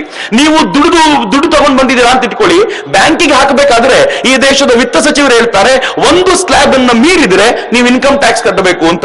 ಬಹಳ ಸಂತೋಷ. ಇನ್ಕಮ್ ಟ್ಯಾಕ್ಸ್ ಅನ್ನ ಮೀರಿಕೊಂಡು ನೀವು ಅದನ್ನ ಇನ್ಕಮ್ ಟ್ಯಾಕ್ಸ್ ಏನ್ ಕಟ್ತಿದ್ದೀರಿ ಆ ದುಡ್ಡು ಒಂದು ಮೊತ್ತ ದಾಟಿದ್ರೆ ಈ ದೇಶದ ವಿತ್ತ ಸಚಿವರು ಹೇಳ್ತಾರೆ ಅದಕ್ಕೆ ವೆಲ್ತ್ ಟ್ಯಾಕ್ಸ್ ಕಟ್ಟಬೇಕು ಅಂತ. ನೀವು ಯಾವ್ದಾದ್ರು ಹೋಟ್ಲಿಗೆ ಹೋದ ನೀವು ಐಷಾರಾಮಿ ಹೋಟ್ಲಲ್ಲಿ ನಿಮ್ದೇ ದುಡ್ಡು, ಇನ್ಕಮ್ ಟ್ಯಾಕ್ಸ್ ಕಟ್ಕೊಂಡೇ ಬಂದಿದ್ದೀರಿ. ಆ ದುಡ್ಡನ್ನು ತಗೊಂಡು ಐಷಾರಾಮಿ ಇದಕ್ಕೆ ಹೋದ್ರೆ ಎಕ್ಸ್ಪೆಂಡಿಚರ್ ಟ್ಯಾಕ್ಸ್ ಕಟ್ಟಿ ಅಂತ ಹೇಳ್ತಾರೆ. ನೀವು ಗವರ್ಮೆಂಟ್ ಇಂದ ಅಥವಾ ಯಾವ್ದಾದ್ರು ಕಂಪನಿಯಿಂದ ಪರ್ಕ್ಸ್ ಪಡ್ಕೊಂಡು ಬಂದ್ರೆ ಪರ್ಕ್ವಿಸಿಟ್ ಟ್ಯಾಕ್ಸ್ ಕಟ್ಟಿ ಅಂತ ಹೇಳ್ತಾರೆ. ಆ ಕಂಪನಿಗೆ ಹೇಳ್ತಾರೆ ಕಾರ್ಪೊರೇಷನ್ ಟ್ಯಾಕ್ಸು ಕಟ್ಟಿ ಅಂತ. ಒಂದ್ರ ಮೇಲೆ ಎಷ್ಟು ಟ್ಯಾಕ್ಸ್ ತಗೊಂಡ್ರು ಅಂದ್ರೆ ಗೊತ್ತಿಲ್ಲದಂತೆ ಡೈರೆಕ್ಟ್ ಟ್ಯಾಕ್ಸ್ ಸಿಕ್ಕಾಬಟ್ಟೆ ಕಟ್ತೀವಿ. ಡೈರೆಕ್ಟ್ ಟ್ಯಾಕ್ಸ್ ನ ವ್ಯಾಪ್ತಿಗೆ ಬರದೇ ಇರೋರು ಹೆಂಗಿರ್ತಾರೆ ಗೊತ್ತಾ? ನೀವು ಯಾವ್ದೋ ಒಂದು ಅಂಗಡಿಗೆ ಹೋಗಿ ಒಂದು ಕಾರ್ ತಗೊಳ್ಬೇಕು ಅಂತಿದ್ದೀರಿ ಅಂತ ಇಟ್ಕೊಳ್ಳಿ. ನೀವು ಕಾರ್ ತಗೊಳ್ಬೇಕಾದ್ರೆ ಆ ಕಾರು ಮ್ಯಾನುಫ್ಯಾಕ್ಚರರ್ ಅದನ್ನು ಮಾಡೋಕ್ಕಿಂತ ಮುಂಚೆ ಅದರ ಬಿಡಿ ಪಾರ್ಟಿಗೆ ಬೇಕಾದ ಎಲ್ಲ ಟ್ಯಾಕ್ಸ್ ಅನ್ನು ಕಟ್ಟಿಯೇ ಆ ಕಾರ್ ಮ್ಯಾನುಫ್ಯಾಕ್ಚರಿಂಗ್ ಮಾಡಿದ್ದಾನೆ. ಅವನೇನು ಆ ಟ್ಯಾಕ್ಸ್ ಸ್ವಂತ ಕಟ್ಟಲಿಲ್ಲ, ನಮ್ಮ ತಲೆ ಮೇಲೆ ಹಾಕ್ದ ಅದನ್ನ. ನಾನು ಆ ಕಾರನ್ನು ತಗೊಂಡೆ, ನಾನು ತೆಗೆದುಕೊಳ್ಬೇಕಾದ್ರೆ ನನ್ನ ಮೇಲೆ ಸೇಲ್ಸ್ ಟ್ಯಾಕ್ಸ್ ಹಾಕಿದ್ರು, ನಾನು ಸೇಲ್ಸ್ ಟ್ಯಾಕ್ಸ್ ಕಟ್ಟದೆ, ಅವನ್ ಟ್ಯಾಕ್ಸ್ ಕಟ್ಟಿದ್ದನು ನಾನೇ ಕಟ್ಟದೆ, ಸೇಲ್ಸ್ ಟ್ಯಾಕ್ಸ್ ನಾನೇ ಕಟ್ಟದೆ. ವ್ಯಾಟ್ ಕಟ್ಟಬೇಕು ಅಂತ ಹೇಳಿದ್ರು, ವ್ಯಾಟ್ ನಾನೇ ಕಟ್ಟದೆ. ಆ ಶೋರೂಮ್ ನಿಂದ ಕಾರನ್ನು ರೋಡಿಗೆ ತಗೊಂಡ್ ಬರೋಕ್ಕಿಂತ ಮುಂಚೆ ಸರ್ಕಾರ ಹೇಳ್ತು ರೋಡ್ ನಿಮ್ಮ ಅಪ್ಪಂದಲ್ಲ, ರೋಡ್ ಟ್ಯಾಕ್ಸ್ ಕಟ್ಟು ಅಂತ. ನಾನು ಆಯ್ತಪ್ಪ ರೋಡ್ ಟ್ಯಾಕ್ಸ್ ಕಟ್ತೀನಿ ಅಂತಂದೆ. ನನ್ನ ದುಡ್ಡಲ್ಲೇ ರೋಡ್ ಮಾಡ್ತಿದ್ದೀರಿ, ರೋಡ್ ಟ್ಯಾಕ್ಸ್ ಕಟ್ತೀನಿ ಅಂತ. ರೋಡ್ ಟ್ಯಾಕ್ಸ್ ಕಟ್ಕೊಂಡು ನಾನು ಕಾರನ್ನು ತಗೊಂಡ್ ಬಂದ್ರೆ ನಾನು ಬೆಂಗಳೂರಿಗೆ ಹೋಗೋದ್ರ ಒಳಗೆ ಟೋಲಲ್ಲಿ ಅಡ್ಡ ನಿಲ್ಸು ಟೋಲ್ ಟ್ಯಾಕ್ಸ್ ಕಟ್ಟು ಅಂದ್ರು. ನನ್ನ ದುಡ್ಡಲ್ಲೇ ನೀವು ರೋಡು ಮಾಡಿ, ನೀವು ನನ್ನ ಹತ್ರನೇ ಟೋಲ್ ಟ್ಯಾಕ್ಸ್ ಯಾಕೆ ತಗೊಂಡ್ರಿ? ನಮಗ್ ಗೊತ್ತೇ ಆಗಲಿಲ್ಲ ಮಿತ್ರರೇ. ಪೆಟ್ರೋಲು ಡೀಸೆಲ್ ನಾವು ಕಾರಿಗೆ ಹಾಕಿಸ್ತೀವಿ ಅಂತ ಹೋದ್ರೆ ನಮ್ 30 ರೂಪಾಯಿಗೆ ಸಿಗಬೇಕಾಗಿರುವಂತ ಈ ಪೆಟ್ರೋಲು 70 ರೂಪಾಯಿ ಆಗುತ್ತಲ್ಲ, ಯಾಕೆ ಅಂತ ಯೋಚನೆ ಮಾಡಿದೀವ ಯಾವತ್ತಾದ್ರೂ? ಈ ದೇಶದ ಇವತ್ತಿನ ಪ್ರಧಾನಮಂತ್ರಿ ಅಧಿಕಾರಕ್ಕೆ ಬಂದ ತಕ್ಷಣ ಒಂದು ಕನಸು ಕಂಡ್ರು, ಈ ದೇಶವನ್ನ ಸ್ವಚ್ಛ ಮಾಡಬೇಕು, ಸ್ವಚ್ಛ ಭಾರತ್ ಮಾಡಬೇಕು ಅಂತ. ನಮ್ಗೆ ಖುಷಿ ಆಯ್ತು. ಸ್ವಚ್ಛ ಭಾರತ್ ಮಾಡೋದು ಅಂದ್ರೆ ಪರಕೆ ಹಿಡ್ಕೊಂಡು ಬೀದಿಗೆ ಬರೋದು ಅಂತ ತಿಳ್ಕೊಂಡಿದೀವಿ. ಅಷ್ಟೇ ಅಲ್ಲ, ಯಾರ್ಯಾರು ಪರಕೆ ಹಿಡ್ಲಿಲ್ವೋ ಅವನು ಕೂಡ ಪರಕೆ ಹಿಡಿಲಿಕ್ಕೆ ದುಡ್ಡು ಕೊಡುವಂತೆ 1 ಲೀಟರ್ ಪೆಟ್ರೋಲ್ ಮೇಲೆ ಸ್ವಚ್ಛ ಭಾರತ್ ಸೆಸ್ ಹಾಕಿದ್ರು. ನಾವು ಟ್ಯಾಕ್ಸ್ ಕಟ್ತಿದೀವಿ ಪೆಟ್ರೋಲ್ ತಗೊಂಡಾಗ. ಯಾರೋ ಪ್ರಧಾನಮಂತ್ರಿ ಬಂದ್ರು, ಈ ದೇಶದ ಕೃಷಿಕರನ್ನ ಉದ್ಧಾರ ಮಾಡ್ಬೇಕಪ್ಪ, ಸ್ವಲ್ಪ ದುಡ್ಡು ಬೇಕು ಅಂತ ಇವತ್ತಿನವರೆಗೂ ಪೆಟ್ರೋಲ್ ಮೇಲೆ ಕೃಷಿ ಕಲ್ಯಾಣ ಸೆಸ್ ಕಟ್ತೀವಿ. ರೂರಲ್ ಎಜುಕೇಶನ್ಗೆ ದುಡ್ಡು ಬೇಕು ಅಂದ್ರೆ ರೂರಲ್ ಎಜುಕೇಶನ್ ಸೆಸ್ ಕಟ್ತೀವಿ. ಎಲ್ಲ ಬಿಡ್ರಪ್ಪ, ಈ ಎಲ್ಲದ್ದು ಕಾಟ ಸಾಕಾಗೋಯ್ತು. ನಾನು ಫಿಲ್ಮ್ ನೋಡ್ಬೇಕು ಅಂತ ಹೋಗಿ ಕೂತ್ರೆ ಹಾಳಾದ್ದು ಎಂಟರ್ಟೈನ್ಮೆಂಟ್ ಟ್ಯಾಕ್ಸು ಕಟ್ತೀನಿ ಅಂತ. ಎಷ್ಟರ ಮಟ್ಟಿಗೆ ಟ್ಯಾಕ್ಸ್ ಕಟ್ತಿದ್ದೀವಿ ನಾವು ಅಂತಂದ್ರೆ ನಿಮ್ಗೆ ಆಶ್ಚರ್ಯ ಆಗುತ್ತೆ. ಅನೇಕರು ಬಡ್ಡಿ ಕಟ್ಟದವ್ರನ್ನ ಬಡ್ಡಿ ಮಕ್ಕಳು ಅಂತ ಮಾತಾಡ್ತಿದ್ರು, ನಾವು ತೆರಿಗೆ ಮಕ್ಕಳಾಗಿದ್ದೀವಿ, ಟ್ಯಾಕ್ಸನ್ಸ್ ಅಂತ. ಅಷ್ಟರ ಮಟ್ಟಿಗೆ ಟ್ಯಾಕ್ಸ್. ಈ ದೇಶದಲ್ಲಿ ಈ ಟ್ಯಾಕ್ಸ್ ಅನ್ನ ಅವಾಯ್ಡ್ ಮಾಡ್ಲಿಕ್ಕೋಸ್ಕರ ಯಾವಾಗ ತುಂಬಾ ತೆರಿಗೆಯನ್ನು ಸರ್ಕಾರ ಹಾಕ್ಲಿಕ್ಕೆ ಶುರು ಮಾಡ್ಬಿಡುತ್ತೋ ಆ ಪ್ರತಿಯೊಬ್ಬರಿಗೂ ಅನ್ಸುತ್ತೆ ಇನ್ನು ಮುಂದೆ ಸರ್ಕಾರ ಹೇಳದಂತೆ ನಾನು ಕೇಳಬಾರದು ಅಂತ ಟ್ಯಾಕ್ಸಿನಿಂದ ತಪ್ಪಿಸಿಕೊಳ್ಳುವಂತ ಕೆಲಸ ಶುರುವಾಗುತ್ತೆ. ನೀವು ಚಾರ್ಟರ್ಡ್ ಅಕೌಂಟೆಂಟ್ ಅನ್ನು ಕೇಳಿ ನೋಡಿ, ಅವ್ರ ಹತ್ರ ಬರುವಂತ ಮ್ಯಾಕ್ಸಿಮಮ್ ಜನ ಹೆಂಗಿರ್ತಾರೆ ಅಂದ್ರೆ, ಸರ್ ಇದು ಅವಾಯ್ಡ್ ಮಾಡೋದು ಹೆಂಗೆ ಅಂತ ಸ್ವಲ್ಪ ಹೇಳ್ಕೊಡಿ ಅಂತ. ಟೋಟಲ್ ಎಜುಕೇಶನ್ ಅವಾಯ್ಡ್ ಮಾಡೋದಕ್ಕೆ ಹೇಳ್ಕೊಡ್ತಾರೆ. ಯಾಕೆ ಅಂತಂದ್ರೆ, ಯಾಕೆ ಅವಾಯ್ಡ್ ಮಾಡೋ ಪಾಠ ಕಲಿಸಲಾಗುತ್ತೆ ಅಂತಂದ್ರೆ, ಅಷ್ಟರ ಮಟ್ಟಿಗೆ ಟ್ಯಾಕ್ಸ್ ಅನ್ನು ಹಾಕಿದ್ರಲ್ಲ, ಇದನ್ನ ತಪ್ಪಿಸ್ಕೊಳ್ಳಿಕ್ಕೂ ಒಂದು ದಾರಿ ಹುಡುಕಿಟ್ಕೊಳ್ಳಿ ಅಂತ. ಆ ದಾರಿನ ಹುಡುಕೊಳ್ಳಿಕ್ಕೋಸ್ಕರ ಈ ದೇಶದಲ್ಲಿ ಸೇವೆ ಮಾಡ್ತೀವಿ ಅನ್ನೋ ನೆಪದಲ್ಲಿ NGO ಕಟ್ತಾರೆ, ಅದಕ್ಕೆ ATG ತಗೊಳ್ತಾರೆ, ಅಲ್ಲೊಂದು ದುಡ್ಡು ಹಾಕ್ತೀವಿ ಅಂತ ಮಾಡ್ತಾರೆ, ಮೋಸ ಮಾಡ್ತಾರೆ. ಒಟ್ಟಲ್ಲಿ ನಮ್ಮನ್ನೆಲ್ಲ ಮೋಸಗಾರರನ್ನಾಗಿ ಮಾಡ್ಲಿಕ್ಕೆ ಒಂದು ದುಶ್ಚಕ್ರವನ್ನ ತಯಾರು ಮಾಡಿಟ್ಟಿದ್ದಾರೆ. ನಾವು ಆ ದುಶ್ಚಕ್ರದಲ್ಲಿ ಸಿಕ್ಕಿ ಒದ್ದಾಡ್ತಿದ್ದೀವಿ. ಆಮೇಲೆ 2G ಸ್ಕ್ಯಾಮ್ ಆದಾಗ ಪ್ರಧಾನಮಂತ್ರಿಗಳಾಗಿದ್ದವರು ಅಥವಾ ವಿತ್ತ ಸಚಿವರಾಗಿದ್ದವರು ಹೇಳ್ತಾರೆ, 2G ಸ್ಕ್ಯಾಮ್ ಅಂತ ನಮ್ಮನ್ನು ಬೈಬೇಡಿ, ನೀವೇನು ಕಡಿಮೆ ಅಪ್ರಾಮಾಣಿಕರಲ್ಲ, ನೀವು ಸರ್ಕಾರಕ್ಕೆ ಮೋಸ ಮಾಡ್ತೀರಾ ಅಂತ. ಅವಾಗ ನಾವೇನ್ ಮಾಡ್ತೀವಿ ಗೊತ್ತಾ, ಸೈಲೆಂಟ್ ಆಗಿ ಕೂತಿರ್ತೀವಿ. ನಾವು ಚಿಕ್ಕದ್ ಮಾಡ್ತೀವಿ, ನೀವು ದೊಡ್ಡದು ಮಾಡ್ತೀರಾ, ಸುಮ್ನಿರಿ ಅಂತ. ಯಾರಿಗ್ಯಾರು ಮಾತಾಡೋದು ಬೇಡ ಅಂತ. ಮಿತ್ರರೇ, ಈ ತರ ನಮ್ಮನ್ನ ಕೆಡ್ಡಾದೊಳಗೆ ಬೀಳಿಸ್ಲಿಕ್ಕೋಸ್ಕರ ಒಂದು ದೊಡ್ಡ ಯೋಜನೆ ಇದೆಯಲ್ಲ, ಇದನ್ನ ಟ್ಯಾಕ್ಸ್ ಸಿಸ್ಟಮ್ ಅಂತ ಕರೀತಾರೆ ಅಂತ. ಒಂದ್ಸಲ ಡಾಕ್ಟರ್ ಅಬ್ದುಲ್ ಕಲಾಂ ಅವ್ರ ಜೊತೆ ಸ್ಟೇಜ್ ಶೇರ್ ಮಾಡುವಂತ ಅವಕಾಶ ಇತ್ತು ನನಗೆ. ನನ್ನ ಮಾತು ಮುಗಿದ ನಂತರ ಅಬ್ದುಲ್ ಕಲಾಂ ಅವರು ಬಂದ್ರು. ಅದ್ಭುತವಾದ ವ್ಯಕ್ತಿ ಆತ. ಬೆಳಗಾಂನಲ್ಲಿ 5,000 ವಿದ್ಯಾರ್ಥಿಗಳು, ಮಾತು ಮುಗಿತು, ಪ್ರಶ್ನೋತ್ತರ ಶುರುವಾದಾಗ ಒಂದು ಮಗು ಎದ್ದು ನಿಂತ್ಕೊಳ್ತು, ಬ್ರೈಟ್ ಸ್ಟೂಡೆಂಟ್, ಒಂದು ಹೆಣ್ಮಗಳು. ಸರ್, ಈ ದೇಶದ 99% ಜನ ಭ್ರಷ್ಟರು ಸರ್, ಈ ದೇಶನ ಸರಿ ಮಾಡೋದು ಹೆಂಗೆ ಸರ್ ಅಂತ ಕೇಳಿದ್ಲು. ನಾನು ಅಬ್ದುಲ್ ಕಲಾಂ ಅವರ ಆನ್ಸರ್ ಏನಿರ್ಬೋದು ಅಂತ ಹುಡುಕ್ತಾ ಇದ್ದೆ. ನಿಜವಾಗ್ಲೂ ನನ್ನ ದೃಷ್ಟಿಕೋನವನ್ನು ಬದಲಾಯಿಸಿದ ಉತ್ತರ ಅದು ಅವತ್ತು. ಆ ಮಗುನ್ ವಾಪಸ್ ಕೇಳಿದ್ರು, do you believe 99% are corrupt? ಆ ಮಗು ಹೇಳ್ತು ಎಸ್ ಐ ಡೂ ಬಿಲೀವ್. ಹಂಗಂದ ತಕ್ಷಣ ಅವ್ರು ಕೇಳಿದ್ರು, ಎಷ್ಟು ಜನ ಇದನ್ನ ನಂಬ್ತೀರಪ್ಪ, ಒಪ್ಕೋತೀರಿ? ಎಲ್ಲರೂ ಕೈ ಎತ್ತಿದ್ರು. ನೆಕ್ಸ್ಟ್ ಪ್ರಶ್ನೆ ಅಬ್ದುಲ್ ಕಲಾಂ ಅವ್ರು ಏನ್ ಕೇಳಿದ್ರು ಗೊತ್ತಾ? ಇಲ್ಲಿರುವಂತ ಎಷ್ಟು ಜನ ನನ್ನ ತಂದೆ ಕರಪ್ಟ್ ಅನ್ನೋದನ್ನ ಒಪ್ಕೊಳ್ತೀರಿ, ಕೈ ಎತ್ತಿ ಅಂದ್ರು. ಎದ್ ನಿಂತ್ಕೊಂಡು ಪ್ರಶ್ನೆ ಕೇಳಿದ ಮಗು ಕೈಯನ್ನು ಗಟ್ಟಿಯಾಗಿ ಹಿಡ್ಕೊಂಡು, ನಮ್ಮಪ್ಪ ಕರಪ್ಟ್ ಅಲ್ಲ ಸರ್, ನಮ್ಮಪ್ಪ ತುಂಬಾ ಒಳ್ಳೆಯವರು ಅಂತ. ಯಾಕೆಂದ್ರೆ ಅವರ ಅಪ್ಪನ ಮೌಲ್ಯಗಳ ಬಗ್ಗೆ ಆ ಮಗುವಿಗೆ ವಿಶ್ವಾಸ ಇದೆ, ನನ್ನಪ್ಪ ಕರಪ್ಟ್ ಅಲ್ಲ ಅಂತ. ನಮಗೆಲ್ಲ ಹೇಳ್ಕೊಟ್ಟಿರೋದು ಪಕ್ಕದ ಮನೆಯವರು ಕರಪ್ಟ್ ಮಾತ್ರ ಅಂತ. ಹಿಂಗ್ ಅನ್ಕೊಂಡೇ ನಾವು ಬೆಳೆದಿರೋದು. ಆದ್ರೆ 99% ಜನ ಮಕ್ಕಳು, 100% ಜನ ಮಕ್ಕಳು ಒಳಗ್ ಕೂತಿದ್ದವರು ನಮ್ಮಪ್ಪ ಕರಪ್ಟ್ ಅಲ್ಲ ಅಂತ ಧೈರ್ಯವಾಗಿ ಹೇಳಿದಾಗ ಅಬ್ದುಲ್ ಕಲಾಂ ಅವ್ರು ಏನ್ ಕೇಳಿದ್ರು ಗೊತ್ತಾ? ಬೆಳಗಾವಿನ ನಡುವೆ 5,000 ಫ್ಯಾಮಿಲಿಗಳು ಕರಪ್ಟ್ ಅಲ್ಲ ಅನ್ನೋದಾದ್ರೆ 99% ಜನ ಎಲ್ಲಿ ಕರಪ್ಷನ್ ಇದೆ? ಈ ದೇಶದಲ್ಲಿ ಕರಪ್ಷನ್ ತುಂಬಾ ಕಡಿಮೆ ಇದೆ, ಸರಿ ಮಾಡ್ಲಿಕ್ಕೆ ಸಾಧ್ಯ ಇದೆ ಅಂತ ಅವ್ರು ಅಂದಾಗ ಮಕ್ಕಳು ಕ್ಲಾಪ್ ಕೊಟ್ಟಿದ್ದು ನೋಡ್ಬೇಕು. ನನಗನ್ನಿಸ್ತು, ವಾ, ದೇಶ ಬದಲಾಗ್ಲಿಕ್ಕೆ ಸಾಧ್ಯ ಇದೆ. ಇದೇ ಮಾತನ್ನ ರಾಜೀವ್ ದೀಕ್ಷಿತರು ಬಹಳ ಹಿಂದೆ ಹೇಳ್ತಿದ್ರು. ರಾಜೀವ್ ದೀಕ್ಷಿತರು ಹೇಳ್ತಿದ್ರು, ಈ ದೇಶದ ಜನ ಟ್ಯಾಕ್ಸ್ ಕಟ್ಟೋದಕ್ಕೆ ಹಿಂದೆ ಮುಂದೆ ನೋಡ್ತಾರೆ, ಭಿಕ್ಷೆ ಕೊಡೋದಕ್ಕೆ ಹಿಂದೆ ಮುಂದೆ ನೋಡಲ್ಲ ಅಂತ. ನಂಗೆ ಮೊದಲು ನಂಬಿಕೆ ಬಂದಿರಲಿಲ್ಲ. ಆದ್ರೆ ಯಡಿಯೂರಪ್ಪನವರ ಸರ್ಕಾರ ಇದ್ದಾಗ ಕರ್ನಾಟಕದಲ್ಲಿ ಒಂದು ಒಂದು ಒಂದು ಒಂದು ಪ್ರವಾಹ ಬಂದು ಉತ್ತರ ಕರ್ನಾಟಕ ಪೂರ್ತಿ ಡಿವಾಸ್ಟೇಟ್ ಆಗಿ ಹೋಗಿತ್ತು. ಆಗ ಸರ್ಕಾರದ ಎಲ್ಲ ಮಂತ್ರಿಗಳು 2 ರಸ್ತೆಗಳಲ್ಲಿ, ಬೆಂಗಳೂರಿನ 2 ರಸ್ತೆಗಳಲ್ಲಿ ಬೀದಿಗೆ ಬಂದು ಕೈಯಲ್ಲಿ ಪಾತ್ರೆ ಹಿಡ್ಕೊಂಡು ನಿಧಿ ಸಂಗ್ರಹ ಮಾಡ್ತಾ ಇದ್ದೀವಿ, ಅಲ್ಲಿಗೆ ಒಂದು ಮನೆ ಕಟ್ಕೊಡ್ಬೇಕು, ಆ ಜನರಿಗೆ ದುಡ್ಡು ಕೊಡ್ತೀರಾ ಅಂತಂದ್ರೆ ಎಷ್ಟು ದೊಡ್ಡ ಮೊತ್ತದ ಹಣ ವಾಲಂಟರಿಲಿ ಕಲೆಕ್ಟ್ ಆಯ್ತು ಅಂತಂದ್ರೆ ಅಷ್ಟು ಟ್ಯಾಕ್ಸ್ ಅಲ್ಲಿ ಕಲೆಕ್ಟ್ ಆಗೋದು ಡೌಟು. ಆದ್ರೆ ಜನ ಇತರರಿಗೆ ಒಳಿತಾಗಲಿ ಅಂತಂದಾಗ ಈ ದೇಶದ ಜನ ಕೊಡ್ತಾರಲ್ಲ, ಅತ್ಯದ್ಭುತ ರೀ, ಈ ದೇಶದ ಶಕ್ತಿ ಅದು. ನಮಗೆ ಮಹಾತ್ಮ ಗಾಂಧೀಜಿನೇ ಹೇಳ್ಕೊಟ್ರು, ಕರ ನಿರಾಕರಿಸಿ, ಕರ ಕಟ್ಟಬೇಡಿ. ಯಾಕೆಂದ್ರೆ ಆಳುವವರ ಮೇಲೆ ನಂಬಿಕೆ ಇಲ್ಲ ನಮಗೆ. ಈ ದೇಶವನ್ನು ಆಳುವ ಬ್ರಿಟಿಷರು ಈ ದೇಶಕ್ಕೆ ಏನು ಉದ್ಧಾರ ಮಾಡಲ್ಲ, ದುಡ್ಡನ್ನು ತೆಗೆದು ತಮ್ಮ ತಿಜೋರಿ ತುಂಬಿಸ್ಕೊಳ್ತಾರೆ, ತೆರಿಗೆ ಕಟ್ಟಬೇಡಿ ಅಂತ ಮಹಾತ್ಮ ಗಾಂಧೀಜಿ ಹೇಳ್ಕೊಟ್ರು. ನಮ್ಗೆ ಚೆನ್ನಾಗಿ ಗೊತ್ತು, ಬ್ರಿಟಿಷರು ಹೋದ್ರು ನಮ್ಮವ್ರು ಬಂದ್ರು ಅಷ್ಟೇ, ಮತ್ ನಾವ್ ಯಾಕೆ ಕಟ್ಟಬೇಕು? ನಮಗಿರೋ ಬೇಸಿಕ್ ಥಾಟ್ ಇದು. ಎಷ್ಟರ ಮಟ್ಟಿಗೆ ಭಿಕ್ಷೆ ಕೊಡ್ತೀವಿ ಅಂತಂದ್ರೆ, ನಾನು ಮೊನ್ನೆ ಓದ್ತಿದ್ದೆ, ಒಂದು ವಿಡಿಯೋ ಎಲ್ಲ ಕಡೆ ಹರಿದಾಡ್ತಿದೆ, ನೋಡ್ಬೇಕು ನೀವು. ಆ ವಿಡಿಯೋದಲ್ಲಿ ಭಿಕ್ಷುಕಿ ಸತ್ತೋಗಿದ್ದಾಳೆ. ಆ ಭಿಕ್ಷುಕಿನ ಶವವನ್ನ ಹೊರಗೆ ತಂದು ಮಲಗಿಸಿರೋ ಕೆಲವು ಹುಡುಗರು ಒಳಗಿರೋ ಒಂದು ಚೀಲವನ್ನು ತಗೊಂಡ್ಬಂದು ಹೊರಗಡೆ ಇಟ್ಟಿದ್ದಾರೆ. ಆ ಚೀಲದಲ್ಲಿ ದುಡ್ಡಿತ್ತು, ಮುದುಕಿ ಶವ ಅಲ್ಲೇ ಇದೆ. ಆ ದುಡ್ಡನ್ನು ಲೆಕ್ಕ ಹಾಕ್ಲಿಕ್ಕೆ ಕೂತ್ಕೊಂಡಿದ್ದಾರೆ ಅವರು. I was shock to hear. ನಂಗೆ ಗೊತ್ತಿಲ್ಲ ಅದು ಎಷ್ಟರ ಮಟ್ಟಿಗೆ ಸತ್ಯವೋ ಸುಳ್ಳು. 130 ಲಕ್ಷ ರೂಪಾಯಿ ಇತ್ತು ಅದರಲ್ಲಿ ಅಂತ. 1,30 lakh rupees. ಆ ಮುದುಕಿ ಕದ್ದಿದ್ದಲ್ಲ, ಜನ ಭಿಕ್ಷೆ ಕೊಟ್ಟಿದ್ದು ಅಂತ. ಎಷ್ಟು ದೊಡ್ಡ ಅಮೌಂಟ್ ಇದೆ ಆಕೆ ಬಳಿ ಅಂತಂದ್ರೆ ಆಕೆಗೆ ಗೊತ್ತಿಲ್ಲ ಅನ್ನುವಷ್ಟರ ಮಟ್ಟಿಗೆ ಆ ದೇಶದಲ್ಲಿ ಸಂಪತ್ತಿದೆ. ಈ ದೇಶದ ಪರಿಸ್ಥಿತಿಯು ಇದೇ ಭಿಕ್ಷುಕರದ್ದೇ. ನಮ್ಮ ಹತ್ರ ಸಂಪತ್ತು ಎಷ್ಟಿದೆ ಅಂತಂದ್ರೆ ಜಗತ್ತಿನ ಮುಂದೆ ಭಿಕ್ಷೆ ಬೇಡ್ಕೊಂಡು ಇಂದು ಬೇಡ್ಕೊಳ್ತಾ ಇದ್ವಿ. ಈ ಸಂಪತ್ತನ್ನ ಹೊರಗೆ ತರಬೇಕು ಅಂದ್ರೆ ಇರೋದು ಒಂದೇ ಒಂದು ಮೆಥಡ್, ಬೆಸ್ಟ್ ಮೆಥಡ್, ಅದು ಪಾಸಿಬಲ್ ಬೆಸ್ಟ್ ಮೆಥಡ್. ಆ ಮೆಥಡ್ ಯಾವುದು ಅಂತಂದ್ರೆ, ಈ ದೇಶದಲ್ಲಿ ಹಾಕುವ ಎಲ್ಲ ಟ್ಯಾಕ್ಸ್ ಅನ್ನ ಒಂದು ಫೈನ್ ಡೇ ತೆಗೆದು ಬಿಸಾಕ್ಬಿಡಿ ಅಂತ. ಏನೂ ಟ್ಯಾಕ್ಸ್ ಹಾಕಬೇಡಿ. ನೀವು ಬಿಸ್ನೆಸ್ ಮಾಡ್ತೀರಾ, ನೀವು ಬಿಸ್ನೆಸ್ ಮಾಡಿ ತಗೊಂಡ್ಬಂದು ದುಡ್ಡು ಕಟ್ಟಿ ಧೈರ್ಯವಾಗಿರಿ ಅಂತ. ಯಾರಾದ್ರೂ ಬಂದು ನಮ್ಮ ಮನೆ ಮೇಲೆ ಅಟ್ಯಾಕ್ ಮಾಡ್ತಾರೆ, ತೆರಿಗೆ ಅಧಿಕಾರಿಗಳು ಬರ್ತಾರೆ, ನಾನು ಎಲ್ಲಿ ಮುಚ್ಚಿಡಬೇಕು, ಅವ್ರಿಗೇನು ಹೇಳಬೇಕು, ಯಾವ ಟೆನ್ಷನ್ನು ಬೇಡ. ಎಲ್ಲ ಟ್ಯಾಕ್ಸ್ ಅನ್ನು ನೀವು ಕಟ್ಟಬೇಕಾದ ಅಗತ್ಯ ಇಲ್ಲ, ಯಾವ ಟ್ಯಾಕ್ಸು ಬೇಡ ಅಂತ ಎಲ್ಲ ಟ್ಯಾಕ್ಸ್ ಅನ್ನು ವಾಪಸ್ ತಗೊಳ್ಳಿ ಅಂತ. ಎಲ್ಲಾ ಟ್ಯಾಕ್ಸ್ ಅನ್ನು ವಾಪಸ್ ತಗೊಳ್ಳಿ ಅಂತ ಅರ್ಥಕ್ರಾಂತಿ ಹೇಳ್ತಿದೆ. ಅದು ಹೇಳಲಿಕ್ಕೆ ಶುರು ಮಾಡಿದ್ಮೇಲೆ ಒಬ್ಬೊಬ್ಬರೇ ಹೇಳ್ತಿದ್ದಾರೆ, ಎಲ್ಲಾ ಟ್ಯಾಕ್ಸ್ ತಗೊಳ್ಳಿಕ್ಕೆ ಆಗುತ್ತೋ ಬಿಡುತ್ತೋ, ಇನ್ಕಮ್ ಟ್ಯಾಕ್ಸ್ ಅಂತೂ ಮಾಫಿ ಮಾಡಬೇಡಿ.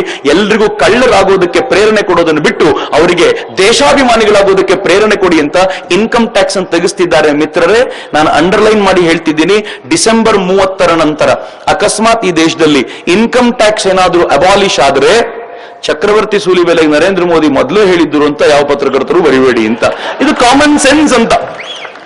ಈ ದೇಶದ ವ್ಯವಸ್ಥೆ ಹೆಂಗಿದೆ ಅಂತಂದ್ರೆ, ಈ ದೇಶದಲ್ಲಿ ಇನ್ಕಮ್ ಟ್ಯಾಕ್ಸ್ ಅಬಾಲಿಷ್ ಮಾಡಬೇಕು ಅನ್ನೋಂತ ಒಂದು ದೊಡ್ಡ ಚರ್ಚೆ ಶುರುವಾಗಿದೆ. ಬಟ್ ನಾವಂತೂ ಡಿಮ್ಯಾಂಡ್ ಮಾಡ್ತೀವಿ, ಇನ್ಕಮ್ ಟ್ಯಾಕ್ಸ್ ಅಲ್ಲ, ಎಲ್ಲ ಟ್ಯಾಕ್ಸ್ ಅನ್ನು ತೆಗೆದು ಬಿಡಿ. ಟ್ಯಾಕ್ಸ್ ತೆಗೆದ ಮೇಲೆ ಏನ್ ಮಾಡಬೇಕು? ಟ್ಯಾಕ್ಸ್ ತೆಗೆದ ತಕ್ಷಣ ಆಗುವಂತ ಮೊದಲ ಮ್ಯಾಜಿಕ್ ಏನ್ ಗೊತ್ತೇನು? ಟ್ಯಾಕ್ಸ್ ಹರಾಸ್ಮೆಂಟ್ ನಿಂತೋಗುತ್ತೆ ಅಂತ. ನೀವು ಯಾವ್ದಾದ್ರು ಒಂದು ಬಿಸ್ನೆಸ್ ನಡೆಸ್ತಾ ಇದ್ರೆ ಎಷ್ಟು ಹರಾಸ್ಮೆಂಟ್ ನಡೆಯುತ್ತೆ ಗೊತ್ತಾ? ನಾನೊಂದು ಪಾಪ್ಯುಲರ್ ಉದಾಹರಣೆ ಕೊಡ್ತೀನಿ, ಎಲ್ಲ ಕಡೆ ಉದಾಹರಣೆ ಕೊಡ್ತಿದ್ದೀನಿ. ನನಗೂ ಕೂಡ ಶಾಕ್ ಉಂಟು ಮಾಡಿದಂತ ಉದಾಹರಣೆ. ಬೆಂಗಳೂರು ನನ್ನ ಮಿತ್ರನ ಒಂದು ಹೋಟೆಲ್ ಇದೆ. ಒಂದಿನ ಇದ್ದಕ್ಕಿದ್ದಂತೆ ಫೋನ್ ಕಾಲ್ ಮಾಡಿ ನನಗೆ ಕರೆದ, ಒಂದು ಸ್ವೀಟ್ ತಿನ್ನು ಬಾ ಅಂತ. ಅವ್ನು ಯೂಶುವಲ್ ಆಗಿ ಏನಾದ್ರು ವಿಶೇಷ ಸಂಗತಿ ಇದ್ದಾಗ ಹಂಚ್ಕೊಳ್ತಾನೆ ಅಂತ ಅವ್ನು ಹೋಟ್ಲಿಗೆ ಹೋಗಿ ಸ್ವೀಟ್ ಒಂದು ಸ್ಪೂನ್ ಬಾಯಲ್ಲಿ ಹಾಕಿ ಏನಾಯ್ತು ಅಂತಂದೆ. ಅವನಂದ, ಒಂದು ಕೋರ್ಟ್ ಕೇಸ್ ಗೆದ್ದೆ, ಇನ್ಕಮ್ ಟ್ಯಾಕ್ಸ್ ಡಿಪಾರ್ಟ್ಮೆಂಟ್ ಮೇಲೆ 10,000 ರೂಪಾಯಿ ಫೈನ್ ಹಾಕ್ಸಿದೆ ಅಂತ. ನಾನು ಹೇಳಿದೆ, ವೆರಿ ಗ್ರೇಟ್, ಏನಾಯ್ತು ಎಕ್ಸ್ಪ್ಲೈನ್ ಮಾಡು ಅಂತ. ಅವನು ಟೈಲ್ಸ್ ತಗೊಂಡು ಬಂದಿದ್ದಾನೆ. 2 ವರ್ಷಗಳ ಹಿಂದೆ ತನ್ನ ಹೋಟೆಲ್ಗೆ ಟೈಲ್ಸ್ ಹಾಕ್ಸಿದ್ದಾನೆ. 2 ವರ್ಷಗಳಿಂದ ಅವನ ಹೋಟೆಲ್ಗೆ ಬರ್ತಿದ್ದ ಇನ್ಕಮ್ ಟ್ಯಾಕ್ಸ್ ಆಫೀಸರ್ ಕೆಳಗೆ ನೋಡ್ಲೇ ಇಲ್ಲ, ಅವ್ರು ಬರೀ ಮೇಲೆ ನೋಡ್ಕೊಂಡು ಹೋಗಿದ್ದಾರೆ. 2 ವರ್ಷದ ನಂತರ ಬಂದಿದ್ದಾರೆ, ಮತ್ತೆ ಬಂದಿದ್ದಾರೆ. 2 ವರ್ಷಗಳಲ್ಲಿ ಅವನು ಎಲ್ಲ ಲೆಕ್ಕಪತ್ರವನ್ನ ಪರ್ಫೆಕ್ಟ್ ಆಗಿ ಇಟ್ಟಿದ್ದಾನೆ ಅಂತ ಗೊತ್ತಾದ್ಮೇಲೆ ಕಣ್ಣು ಸ್ವಲ್ಪ ಕೆಳಕ್ಕೆ ಹೋಗಿದೆ. ಈ ಟೈಲ್ಸ್ ಯಾವಾಗ ಹಾಕ್ಸಿದೆ ಎಂದಿದ್ದಾರೆ. ಅವನಾಗ 2 ವರ್ಷ ಆಯ್ತಲ್ಲ ಸರ್, ನೀವು ನೋಡ್ಲೇ ಇಲ್ವಾ ಅಂತ. 2 ವರ್ಷ ಆಯ್ತಾ, ನಾನು ಗಮನಿಸ್ತಿಲ್ಲ, ಬಿಲ್ ತಗೊಂಡು ಬಂದಿದ್ದಾರೆ. 2 ವರ್ಷದಿಂದ ಹಾಕ್ಸಿರೋ ಟೈಲ್ಸ್ಗೆ ಈಗ ಬಿಲ್ ಬೇಕು ಈ ಪುಣ್ಯಾತ್ಮನಿಗೆ. ಆದ್ರೆ ಇವನು ಕಡಿಮೆ ನೀರು ಕುಡಿದವನಲ್ಲ ಪುಣ್ಯಾತ್ಮ, ಹೋದ ಬಿಲ್ ತಗೊಂಡ್ ಬಂದು ಎದುರುಗಡೆ ಇಟ್ಟ. ಒಂದು ಪ್ರಾಬ್ಲಮ್ ಆಗಿತ್ತು ಅದರಲ್ಲಿ, ಈ ಟೈಲ್ಸ್ಗಿಂತ ಹೆಚ್ಚಿನ ಟೈಲ್ಸ್ ತಗೊಂಡ್ ಬಂದಿದ್ದೆ ಟ್ಯಾಕ್ಸ್ ಕಟ್ಟಿ. ಯಾತಕ್ಕೆ ತಗೊಂಡ್ ಬಂದೆ ಅಂದ್ರೆ ಮನೆಗೆ ಹಾಕ್ಲಿಕ್ಕೆ ತಗೊಂಡ್ ಬಂದಿದ್ದೆ, ಉಳಿದಿದ್ದನ್ನ ಅಂಗಡಿಗೆ ಹಾಕಿಸ್ದೆ ಅಂದ ಅಷ್ಟೇ. ನೀನು ಟ್ಯಾಕ್ಸ್ ಕಟ್ಟಿರೋದು ಮನೆಗೆ ಅಂತ, ಅಂಗಡಿಗೆ ಅಂತ ಅಲ್ಲದೆ ಇರೋದ್ರಿಂದ ಈ ಅಂಗಡಿಗೆ 2 ವರ್ಷ ಕಟ್ಟಬೇಕಾಗಿರೋ ಟ್ಯಾಕ್ಸ್ ನೀನ್ ಮೋಸ ಮಾಡಿದ್ಯಾ, ಅದಕ್ಕೋಸ್ಕರ ನಿನ್ಗೊಂದು ಪೆನಾಲ್ಟಿ ಹಾಕ್ತೀವಿ ಅಂದ. ಎಷ್ಟು ಪೆನಾಲ್ಟಿ ಗೊತ್ತಾ? ನಾನು ಸುಮ್ಮನೆ ಕೇಳಿದ್ರೆ ಎಲ್ಲ ಕಾರ್ಯಕ್ರಮದಲ್ಲೂ ನಂಗೆ ಇದ್ದರೆ 5 ಲಕ್ಷ ಹಾಕಿರ್ಬೋದು ಸರ್ ಅಂತ. 2.5 ಲಕ್ಷ ರೂಪಾಯಿ ಟೈಲ್ಸು, ಡಬಲ್ ಪೆನಾಲ್ಟಿ. 2.5 ಲಕ್ಷಕ್ಕೆ ಡಬಲ್ ಪೆನಾಲ್ಟಿ ಯಾವನಾದ್ರೂ ಹಾಕ್ತಾನ? ನಾವು ಅದನ್ನೇ ಅಕ್ಸೆಪ್ಟ್ ಮಾಡಿದ್ವಿ, ಹೋಗ್ಲಿ ಬಿಡಿ ಸರ್ ಅವ್ರು ಹಾಕೊಳ್ಳಿ, 5 ಲಕ್ಷ ರೂಪಾಯಿ ಕಾಮನ್ ಅಂತ. 5 ಲಕ್ಷ ರೂಪಾಯಿ ಪೆನಾಲ್ಟಿ ಹಾಕ್ತಾನೆ ಅನ್ಕೊಂಡ್ರೆ ಅವನಿಗೆ ನೋಟಿಸ್ ಕೊಟ್ಟು ಹೋಗಿದ್ದು 60 ಲಕ್ಷ ರೂಪಾಯಿಗೆ. ಅವ್ನು ಟ್ಯಾಕ್ಸ್ ಆಫೀಸರ್ ಕರೆದು ಹೇಳಿದ್ನಂತೆ, ಸರ್ ಯಾರಾದ್ರೂ ವರ್ಕರ್ಸ್ ಕರ್ಕೊಂಡ್ಬಂದು ಟ್ಯಾಕ್ಸ್ ಈ ಟೈಲ್ಸ್ ಎಲ್ಲ ತೆಕ್ಕೊಂಡೋಗ್ಬಿಡಿ ಸರ್, ನಾನು ಗಿಲಾಯಿ ಮಾಡ್ಕೊಂಡ್ಬಿಡ್ತೀನಿ ಸಿಮೆಂಟ್ ಅಲ್ಲಿ, ಬೇಡ ನನಗೆ ಯಾವ ಕರ್ಮ ಇದು ಅಂತ, ಯಾತಕ್ಕೋಸ್ಕರ ಟ್ಯಾಕ್ಸ್ ಹಾಕಬೇಕು ಅಂತ. ಅವ್ರು ಕೊಟ್ಟ ರೀಸನ್ ಏನು ಅಂದ್ರೆ 2 ವರ್ಷಗಳಿಂದ ನಿಮ್ ಹೋಟೆಲ್ ಏನ್ ದುಡ್ಡಿದೆಯೋ ಅದರಲ್ಲಿ ಟ್ಯಾಕ್ಸ್ ಪಾಲು ಇದೆ, ಅದೆಲ್ಲವನ್ನೂ ಸೇರಿಸಿ ಪೆನಾಲ್ಟಿ ಕಟ್ಟಬೇಕು ಅಂತ. 60 ಲಕ್ಷ ರೂಪಾಯಿ ಪೆನಾಲ್ಟಿ. ಇವನು ಆಯ್ತು ನಾನು ಕಟ್ಟಲ್ಲ, ಇವನಿಗೆ ಇದ್ದಿದ್ದು 2 ಚಾನ್ಸು. 60 ಲಕ್ಷದ ಬದಲು 5 ಲಕ್ಷ ರೂಪಾಯಿ ತಾನು ಲಂಚ ಕೊಟ್ಟು ಬಚಾವಾಗಬೇಕು. 2.5 ಲಕ್ಷದ ಟೈಲ್ಸ್ಗೆ 5 ಲಕ್ಷ ರೂಪಾಯಿ ಲಂಚ ಕೊಟ್ಟು ಬಚಾವಾಗಬೇಕು. ಆದ್ರೆ ಅದ್ರ ಪ್ರಾಬ್ಲಮ್ ಏನ್ ಗೊತ್ತಾ, ಮುಂದಿನ ವರ್ಷ ಮತ್ತೆ ಬರ್ತಾನೆ, ಮತ್ತೊಂದ್ಸಲ ಕೆಳಗೆ ನೋಡ್ತಾನೆ, ಇನ್ನೊಂದು 2 ಲಕ್ಷ ರೂಪಾಯಿ ಕೊಡ್ಬೇಕಾಗಿ, ಇಟ್ಕೊಳ್ಳಿ ಸರ್ ಪರವಾಗಿಲ್ಲ, ಇದನ್ನ ಕೇಳಬೇಡಿ, ಎಲ್ಲೂ ಗಲಾಟೆ ಮಾಡಬೇಡಿ ಅಂತ. ಇವನ್ ಅದನ್ನೆಲ್ಲ ಸಹಿಸ್ಕೊಳ್ಳಿಕ್ಕಾಗಲ್ಲ ಅಂತ ಕೋರ್ಟಿಗೆ ಹೋದ. 1.5 ವರ್ಷ ಬಡದಾಡಿದ. ಕೋರ್ಟ್ ಇವನ್ ಪರವಾಗಿ ರಿಸಲ್ಟ್ ಕೊಡ್ತು. ಆ ಪೆನಾಲ್ಟಿನ ಟ್ಯಾಕ್ಸ್ ಡಿಪಾರ್ಟ್ಮೆಂಟ್ಗೆ 10,000 ರೂಪಾಯಿ ಆಗ್ತು. ಇವನಿಗೆ ಬಹಳ ಖುಷಿ, ಬಾದಾಮ್ ಹಲ್ವಾ ತಿಂತಾ ಇದ್ದೀನಿ ನಾನು, ನನಗೆಲ್ಲ ಖುಷಿ ಆಯ್ತು, ಎಲ್ರು ನೀವೆಲ್ಲ ಖುಷಿ ಪಡುವಂತ ಸಂಗತಿ ಇದು. ನನಗೆ ಯಾಕೋ ಒಂದು ಸಣ್ಣ ಅನುಮಾನ ಬಂತು. ನಾನು ಕೇಳಿದೆ, ಲಾಯರ್ ಫೀಸ್ ಎಷ್ಟು ಕೊಟ್ಟೆ? 6 ಲಕ್ಷ ರೂಪಾಯಿ ಲಾಯರ್ ಫೀಸ್ ಕೊಟ್ಟಿದ್ದಾನೆ ಪುಣ್ಯಾತ್ಮ. 6 ಲಕ್ಷ ರೂಪಾಯಿ ಲಾಯರ್ ಫೀಸ್ ಕೊಟ್ಟು ಇದನ್ನು ಗೆದ್ದ ನಂತರ ಅವನಿಗೆ ಆಗಲೂ ಖುಷಿ, ನಾನು ಗೆದ್ದಿದ್ದೀನಿ ಅಂತ. ನಾನು ಹೇಳಿದೆ, ಗೆದ್ದಿದ್ದಲ್ಲ ಕಣಯ್ಯ, ಈ ದೇಶದ ಟ್ಯಾಕ್ಸ್ ಸಿಸ್ಟಮ್ ಹೆಂಗಿದೆ ಅಂತಂದ್ರೆ ನಿನಗೆ ಟ್ಯಾಕ್ಸ್ ಸಿಸ್ಟಮ್ ಮೇಲೆ ಅವೆರ್ಷನ್ ತರಿಸಿದೆ, ಅಷ್ಟೇ ಅಲ್ಲ ವಿರೋಧಿ ಮನೋಭಾವನೆ ಹುಟ್ಟಾಕಿದೆಯಲ್ಲ, ಈ ದೇಶ ಸರಿ ಇಲ್ಲ ಅನ್ನೋಂಥ ಭಾವನೆ ಹುಟ್ಟಾಕಿದೆಯಲ್ಲ, ಇದೇ ಈ ಟ್ಯಾಕ್ಸೇಷನ್ ಸಿಸ್ಟಮ್ ದೊಡ್ಡ ಸಮಸ್ಯೆ ಅಂತ.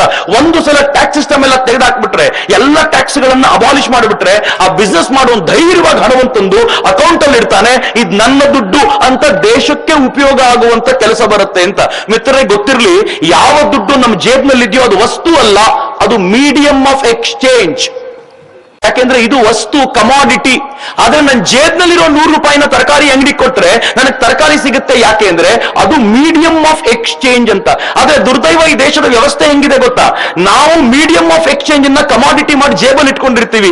ಸಿಂಪಲ್ ಜೇಬಲ್ ಇರೋ ಬದಲು 5,000 ರೂಪಾಯಿ ನೀವು ಕರ್ನಾಟಕ ಬ್ಯಾಂಕ್ ಅಲ್ಲೋ, ಕೆನರಾ ಬ್ಯಾಂಕ್ ಅಲ್ಲೋ, SBI ಎಲ್ಲೋ ಇಟ್ಟಿದ್ರೆ, ಯಾರೋ ತರಕಾರಿ ಮಾರೋನು ಮ್ಯಾನೇಜರ್ ಹತ್ರ ಹೋಗಿ, ಸರ್ 3 ತಿಂಗಳಿಗೋಸ್ಕರ 5,000 ರೂಪಾಯಿ ನಂಗೆ ಲೋನ್ ಕೊಡಿ ಸರ್, ಒಂದು ಉದ್ಯಮ ಮಾಡಬೇಕು ಅಂತ ಅವ್ನು ಕೇಳಿದಿದ್ರೆ, ನನ್ನ ಜೇಬಿನಲ್ಲಿ ವಸ್ತುವಾಗಿ ಅಡ್ಡಾಡ್ತಿದ್ದ 5,000 ರೂಪಾಯಿ ಯಾವುದೋ ತರಕಾರಿ ಮಾರುವವನಿಗೆ ಸಾಲವಾಗಿ ಸಿಕ್ಕಿರ್ತಿತ್ತು. ಅವನು ದುಡಿದಿರ್ತಿದ್ದ, ಅದರ ಮೇಲೆ ಬಡ್ಡಿಯನ್ನ ಬ್ಯಾಂಕಿಗೆ ಕಟ್ಟಿರ್ತಿದ್ದ, ಬ್ಯಾಂಕ್ ನನ್ನ ದುಡ್ಡಿಗೆ ಬಡ್ಡಿ ಕಟ್ಟಿರ್ತಿತ್ತು. ಒಂದು ಉದ್ಯಮವೂ ಡೆವಲಪ್ ಆಗಿರ್ತಿತ್ತು, ದೇಶದ GDP ಇಂಪ್ರೂವ್ ಆಗಿರ್ತಿತ್ತು. ಜೊತೆಗೆ ನನ್ನ ಜೇಬ್ನಲ್ಲಿರೋ ದುಡ್ಡು ಈ ದೇಶದ ಮತ್ತೊಬ್ಬನಿಗೆ ಉಪಯೋಗಕ್ಕೆ ಬರ್ತಿತ್ತು ಅಂತ. ಆದ್ರೆ ಈ ದೇಶದ ದುರ್ದೈವ ಏನ್ ಗೊತ್ತೇನು, ಈ ದೇಶದ 85% ಎಕಾನಮಿ 85% ಎಕಾನಮಿ ಅದು ಮೇನ್ ಸ್ಟ್ರೀಮ್ ಬ್ಯಾಂಕ್ಗಳಿಗೆ ಬರೋದೇ ಇಲ್ಲ. 85% ಎಕಾನಮಿ. ನಾನು 85% ಅನ್ನು ಪದೇ ಪದೇ ಯಾಕೆ ಹೇಳ್ತಿದ್ದೀನಿ ಅಂತಂದ್ರೆ, ಅದು 85% ಇದ್ದಿದ್ರಿಂದಾನೆ ಈ 500,000 ಡಿಮಾನಿಟೈಸ್ ಮಾಡಬೇಕಾದಾಗ ದೊಡ್ಡ ಛಾತಿ ಬೇಕು ಅಂತ ಹೇಳಿದ್ದು. 5% ಎಕಾನಮಿ ಹೊರಗಡೆ ಇದ್ರೆ ಛಾತಿ ಬೇಕಾಗಿರ್ಲಿಲ್ಲ. ಆದ್ರೆ 85% ಎಕಾನಮಿ ಹೊರಗಿದೆ. ಈ ದುಡ್ಡು ಬ್ಯಾಂಕಿಗೆ ಬರುವಂತೆ ಮಾಡ್ಲಿಕ್ಕೆ ಇರುವಂತ ಬೆಸ್ಟ್ ಮೆಥಡ್, ಎಲ್ಲ ಟ್ಯಾಕ್ಸ್ ತೆಗೆದು ಬಿಸಾಕಿ ದುಡ್ಡು ಇಟ್ಕೊಂಡವನ್ನೆಲ್ಲ ತಂದು ಬ್ಯಾಂಕಿಗೆ ಇಡ್ತಾನೆ. ನಾನು ಮನೆಯಲ್ಲಿ ಯಾಕೆ ಇಟ್ಕೊಂಡು ಟೆನ್ಷನ್ ತಗೊಳ್ಳಿ, ಇದು ಇಲ್ಲಿರ್ಲಿ ಅಂತ.